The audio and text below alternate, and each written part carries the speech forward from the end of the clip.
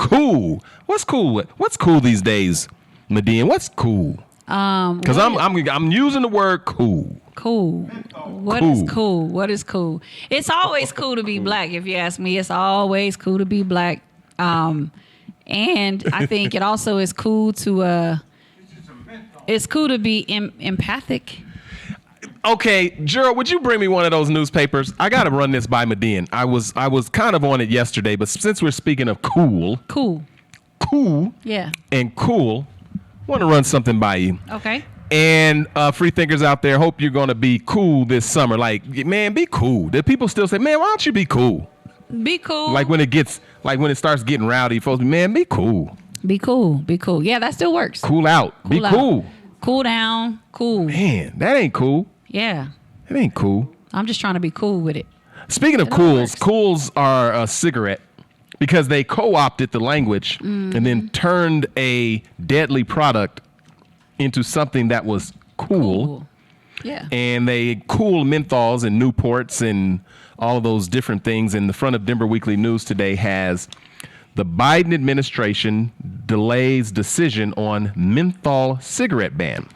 And what we know is that it's the nicotine that is addicting, and the delivery system doesn't matter. They just want to get you that nicotine, right? So they can have you into a lifeline of slavery. Yeah, it can come to their product, a patch. Yeah, whatever it is, it's like, and so the white children were starting to become addicted via the vaping and the Fruity Pebbles and watermelon flavors. And the white moms particularly said, nah, you're not going to do that to our children. Yeah.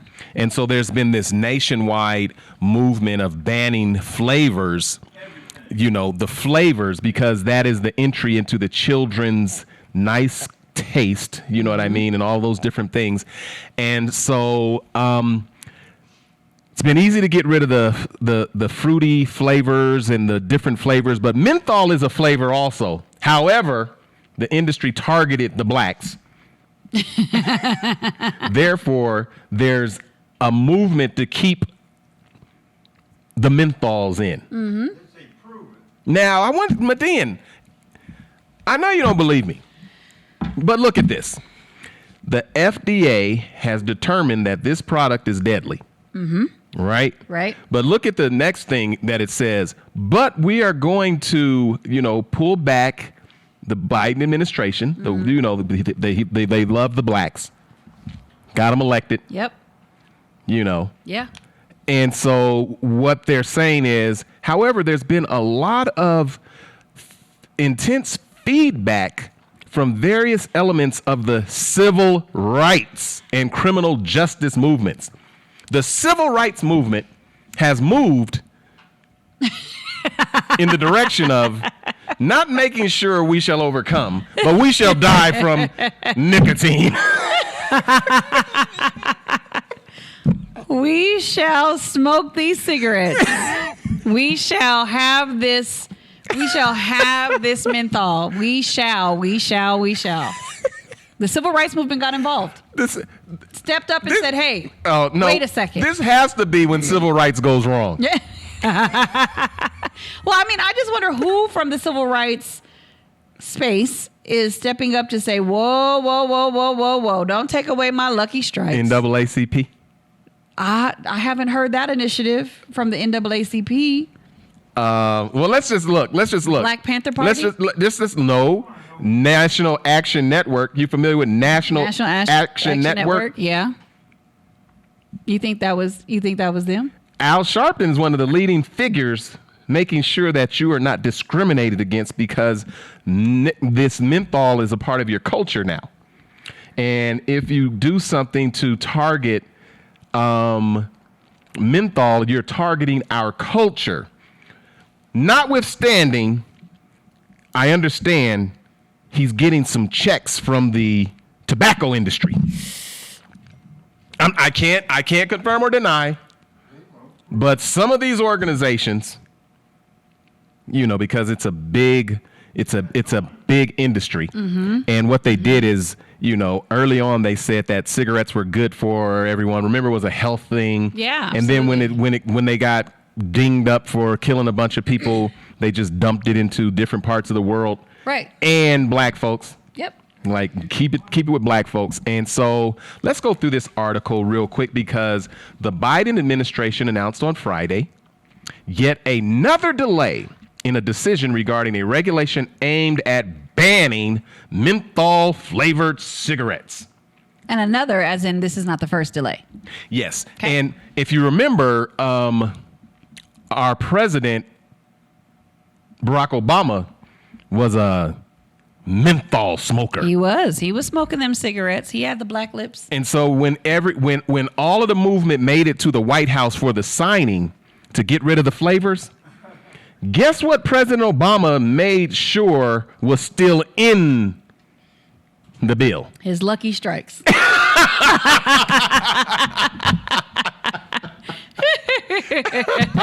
Not gonna mess with my menthol. Right. No, not my Lucky Strikes, but everything else, cool. But everything Newports, Cools, Lucky Stripes, whatever it is.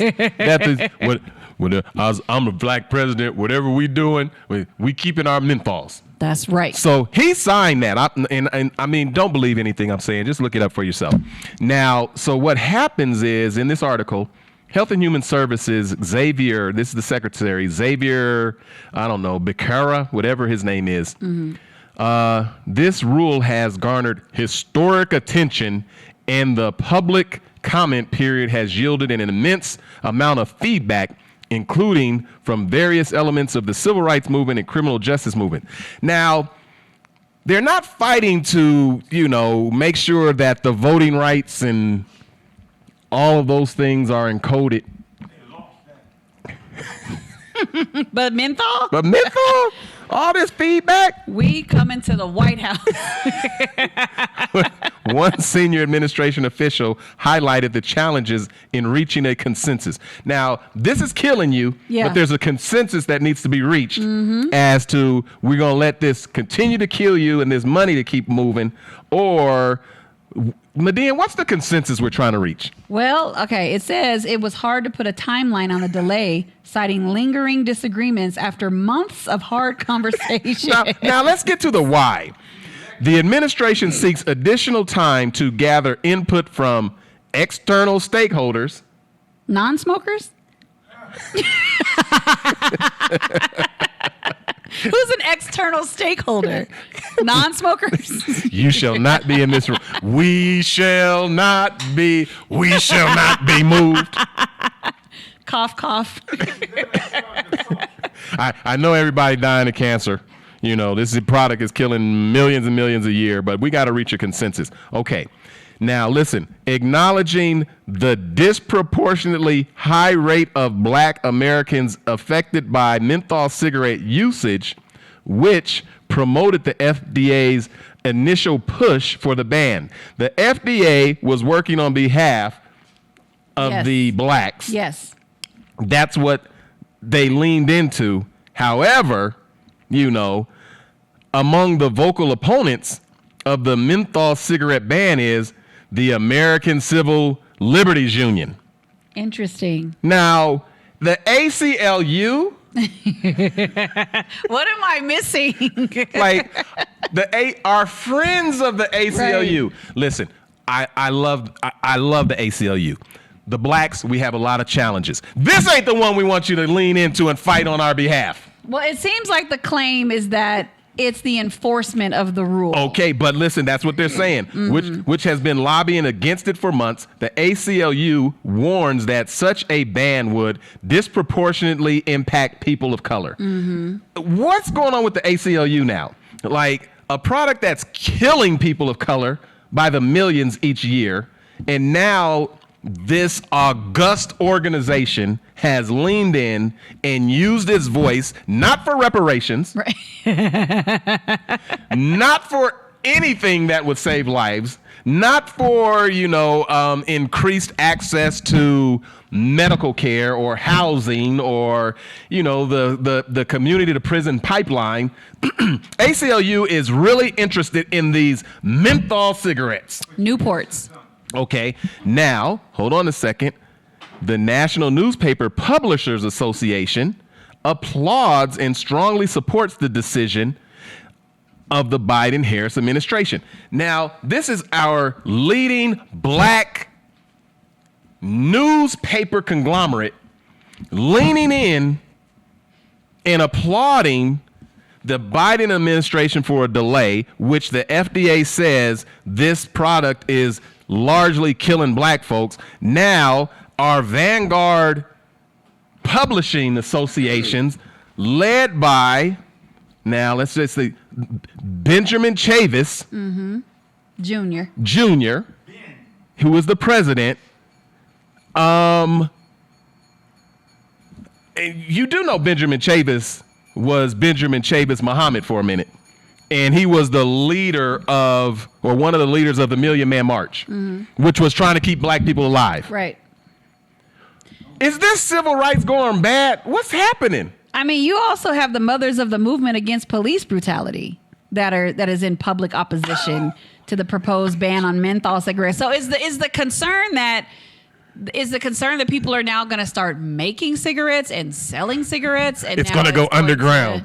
But I mean, how do you? I don't know. What is the argument? Cigarette? I don't know. Like, how do you? Because if they ban it, and then at some point there will have to be. I'm assuming there will have to be a rev up of like the implementation and the phase out of menthol cigarettes. But I mean, if the concern is the enforcement, then maybe that's the reason for the delay. There's no room for like, okay, let's roll these out. Or is it time? Who's going to be making cigarettes? Is it time?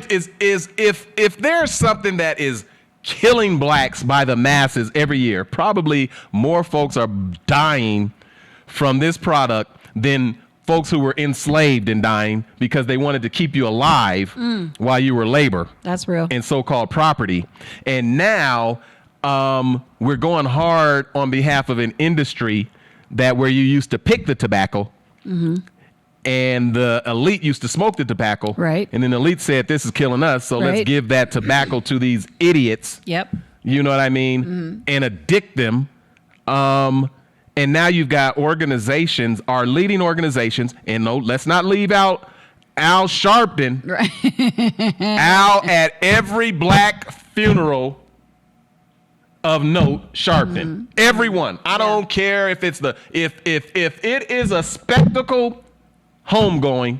He's there. He's there. Right. And he's got all the words. He's the MC. And if someone gets murdered by the police, he's there. Yes. But getting murdered by menthol, he's getting a check.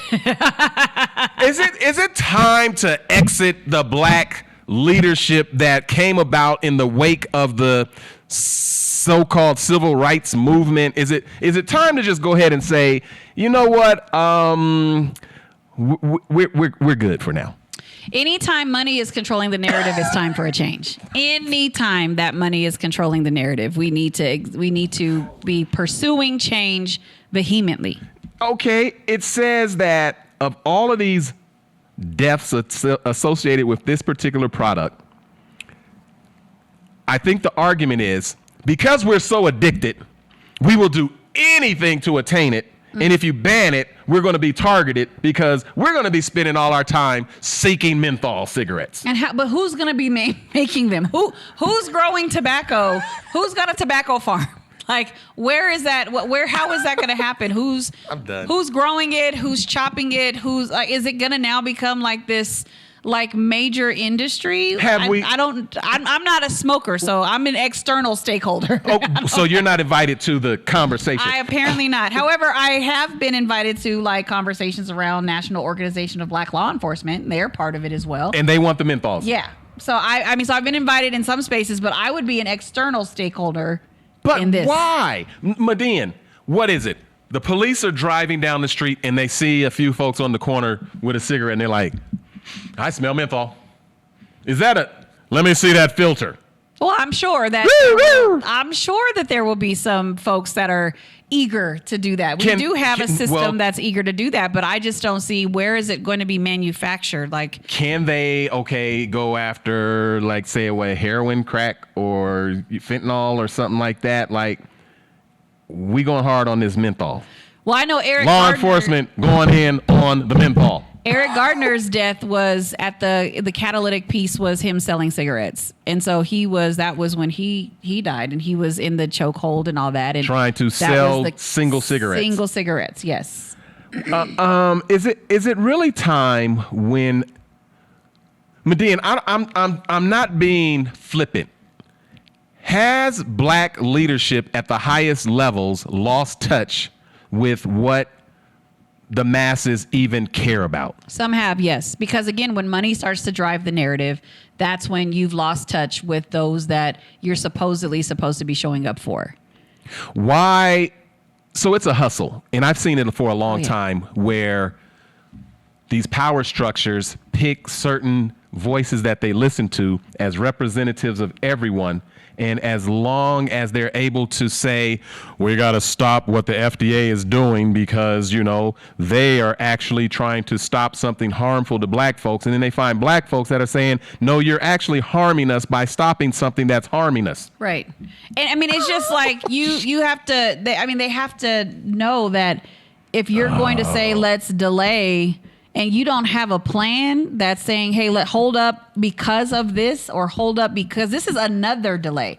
And they reference that it's after months of hard conversations. Well, Median, like, what is so hard about the conversation? Gerald says he thinks it's because black people are, what's at stake is black people's personal right to choose. Choose what? Menthol cigarettes versus Lucky Strikes or Newports? How to die. Oh, how to die. Now that's deep. How to die. You're like, yeah. I guess suicide's not illegal. But should the government contribute to your choice of right to die? Like, should they make a profit? Should there be an industry based on your right to die? Like, if I said, you know what, okay, here's Coca-Cola. At one time, it had codeine in it, and it was an opioid, and it was addicting folks. And eventually, someone said, "We're not going to let you put that inside of the recipe." Not through means of trade. Not through means of legal trade. Like if you're going to pursue, I mean, I guess we all have choices. The choices that we make will definitely impact the legacy, the longevity of our legacy. But I think if the federal government understands that menthol is addictive, which leads to like inevitable death, then I think that the government should say, hey, we should stop giving a platform for this addictive component that's leading to death, especially going back to when they were advertising it like as if it was actually good for you. But what they did, they have a compromise. They said, okay, we'll let you sell it, but you've got to put a billboard on the side of the package that says you're going to die, you're going to have fetal problems, you're going to have all these different things, and we got this warning. So you better hit him with the trigger alert. Yeah, like a Sergeant General warning. The trigger alert. This is a show that triggers people because you have entered a free think zone. If you are not willing to be exposed to other points of view, tune out now. Do not read the comments. Puff, puff. You have been warned. So I want to go back to last year.